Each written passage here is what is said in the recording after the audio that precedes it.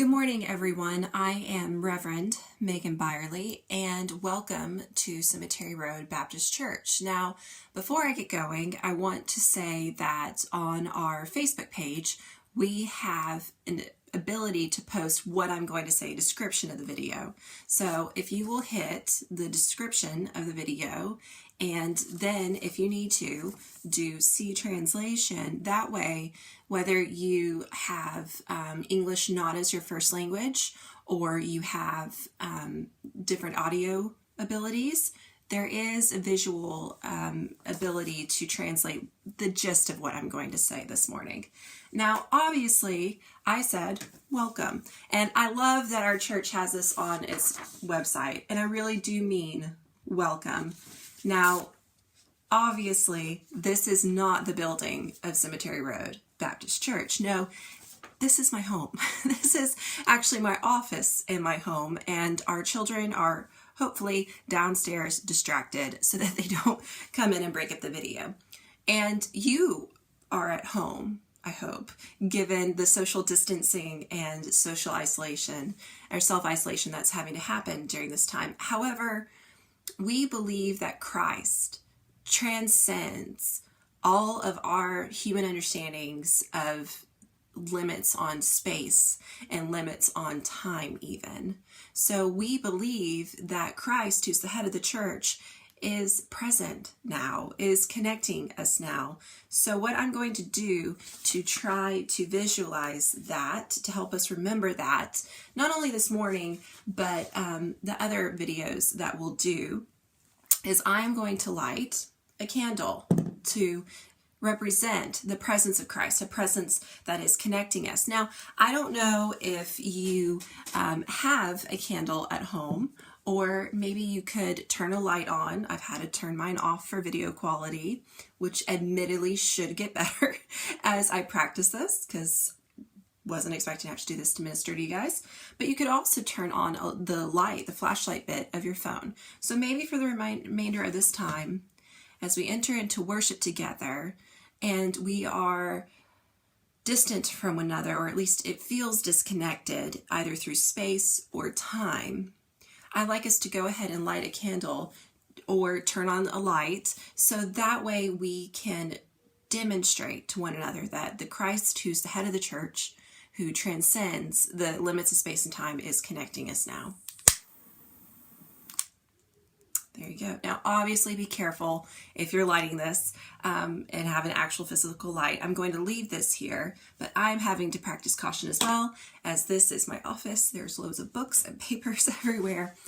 That would not go well. So, that bit being done, normally when we are gathered together in person, I like to have individuals stand up and welcome one another and pass the peace of Christ to one another. Now, obviously, the last time I led a service, which was just 2 weeks ago, if you can believe it or not, just 2 weeks ago, we were doing the Corona elbow bump as a way of welcoming each other. And now we are separated, but still connected. So instead of passing the peace of Christ to one another, I'm going to ask you now to go ahead and close your eyes with me. I know you might just stare at me while my eyes are closed on this video, but close your eyes with me.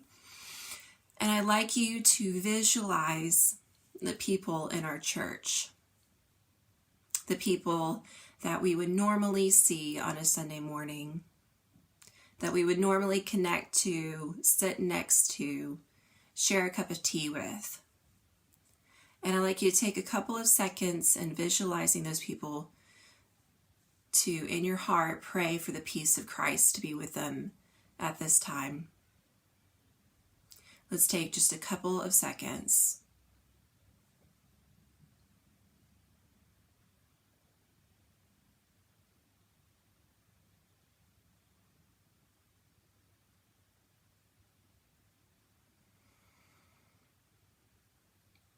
Amen. So before I lead us in a prayer that I found this morning, I have just a couple of notices, believe it or not. So as you guys know, the church has closed its doors, the physical building, but we are still trying to connect with one another. But through connecting with each other. We've had to get creative, and that's fine. We have the Creator God who is going to inspire us and lead us during this time. So one of the things that we're doing is we have this. We have videos. We're going to be posting videos and notices on the website and on our Facebook page. So please check into those things as you are able. One thing that we are talking about is how to maybe post some printed out notices for those who are not able to access our web presence for whatever reasons. However, that's still something we're thinking through as more information is coming to light about this virus and how to keep it safe. So that we're working on. But for now, please look at the website and at Facebook going forward. One of the things that we will be doing is posting services, looking at Bible studies together, or at least posting reflections on what God is teaching us at this time. So please watch this web space.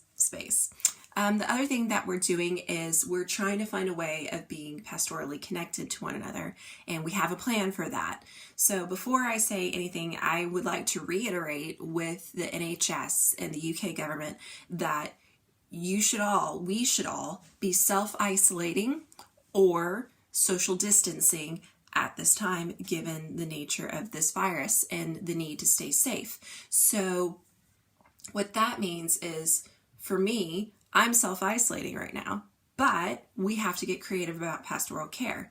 So our plan currently is that if you are socially distancing, if you are able to go outside your house and go to the grocery store, but maintain a safe presence and safe measures of keeping your hands clean and things like that, if you are social distancing and able to go out, please let us know, so that way we can put you in the pastoral care category if you're able to, going to those who are self-isolating and taking them groceries, dropping them a note, things like that. But if you're self-isolating, again, let us know, so that way we can work on praying for you at this time, work on being there for you at this time. But also, I'd like you to consider how, even though you're self-isolating, if your health allows, how you can pastorally care for other people. We're self-isolating, but we can still pick up the phone, make a video, descend to somebody, think about it, pray about it this next week. And tomorrow I will post more detailed instructions on how that will work going forward. But I'd like to say and emphasize the need for us to step up at this time, because our visitation team and team that goes around to just check in on people, or a team that goes to the shut-ins of our church, or the those in care homes at our church or are hospitalized, that team, most of it is, or should be, I called y'all this week, self-isolating because of age or health.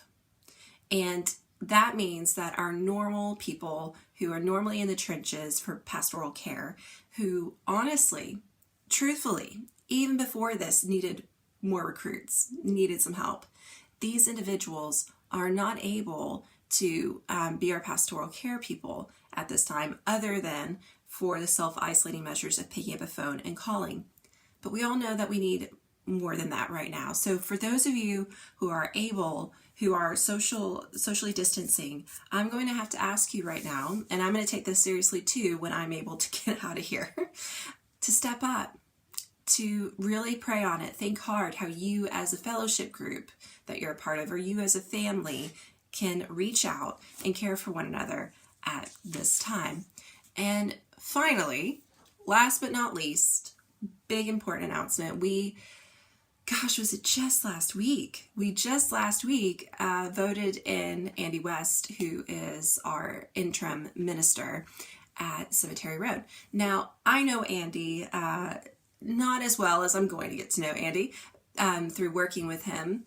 He and I met each other through various Yorkshire Baptist Association events, and he's fantastic. And Andy right now is self-isolating, but an amazing presence. Been working with Tony and I and others this week, and even more so next week going forward.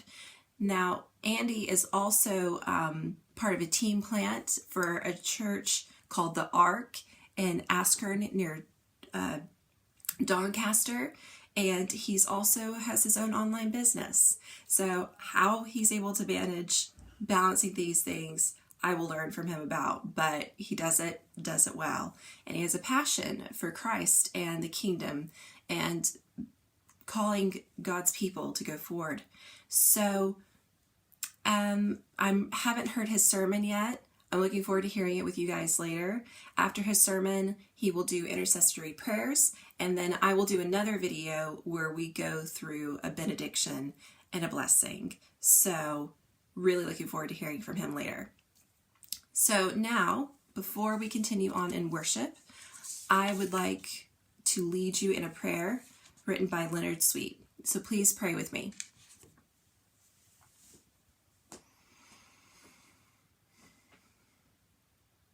Draw me today into fresh encounters with Jesus, O God. Make me a servant of love so that others may know how much you love them and I may know how much you love me. Let me not be afraid of new pastures, whether they be green or brown or parched. And as I pass through whatever the day's valleys, keep my head lifted to the mountain, from whence my help comes from. Never let me forget the people Jesus welcomed, the greedy and the great, the bad and the good, the respected and the cheats. Even as the world becomes more callous and chaotic, may I never underestimate your capacity to fashion the miraculous from the monstrous, even to make me a choice masterpiece from the mire and the clay. And God, we just pray as we go through today, the interesting nature that it is to meet digitally and be separated from one another by space or time, that we remember that you have called us, that the word in Greek for church, ecclesia, means the called out. And though we may not be called out of our house right now, God, I pray that you continue to call us out and know that you are here in the midst of all the uncertainty and the empty shelves in the grocery store. God, you are here and you guide us. All these things I ask in your name. Amen. We will now move to a time of singing worship where there should be videos posted. They will link you to a YouTube site, so feel free to worship along, and then afterwards we will have a post of Andy's.